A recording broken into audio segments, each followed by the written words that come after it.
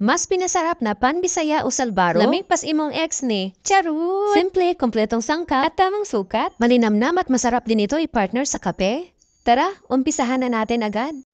At dito maghanda lang ng 1/3 cup ng warm water, 2 tablespoon ng asukal, at 1½ cup ng instant rice.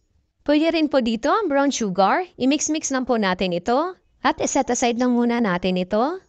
At dito sa ating mixing bowl, maglagay lang ng 2½ cup ng bread flour.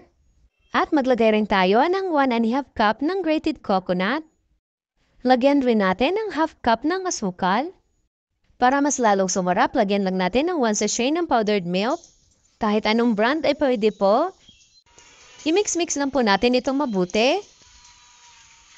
At pwede na natin ilagay yung pinap-bloom natin na yes mixture kanina. At kapag ganito na nagbubbles, ibig sabihin na good po ang ginamit natin na yes kanina. At ihalo na natin ito dito. Simutin lang natin, sayang. At i-mix-mix lang po natin ito ulit.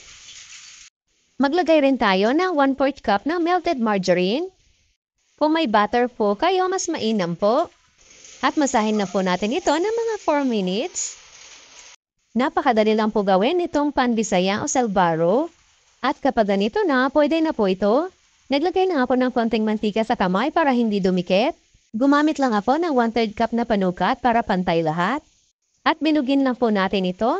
Ganito lang po ito kadali gawin. At gawin na po natin ito sa lahat ng dough natin. Kapag nabilog na po natin lahat, takpan lang natin ito ng plastic at i-rest lang po natin ito ng mga 1 hour.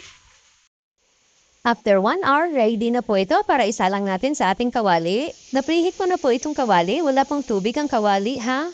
At lutuin lang natin ito ng 35 minutes sa mahinang apoy lang po. After 25 minutes, baliktarin lang po natin ito.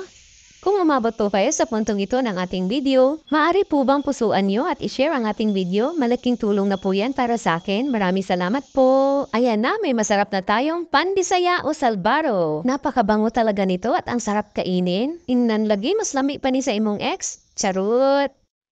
Ito ang isa sa mga klase ng tinapay na madali lang din gawin.